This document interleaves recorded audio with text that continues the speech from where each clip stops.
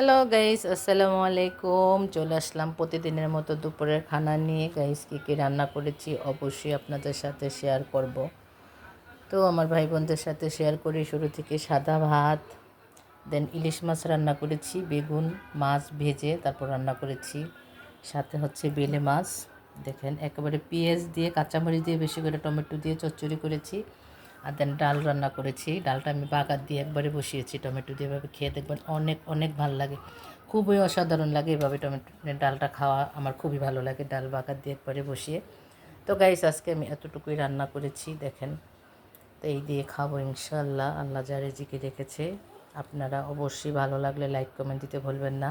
এই বেলে মাছটা কার কার পছন্দ? নদীর বেলে মাছ অনেক অনেক ভালো লাগে, মাছটা আমার খুবই পছন্দ। আর ইলিশ মাছটাও আমি ভেজে, বেগুন ভেজে নিয়েছি, সাথে একটা টমেটো দিয়েছি। খুব মজা হয়েছে, খুবই অসাধারণ হয়েছে। দেখতে দেখতে পাচ্ছেন কালারটা অনেক সুন্দর এসেছে। তো আজকের মতো ভালো থাকবেন সবাই। ভালো লাগলে অবশ্যই লাইক কমেন্ট দিবেন। আল্লাহ হাফেজ। Thank you so much for watching my video.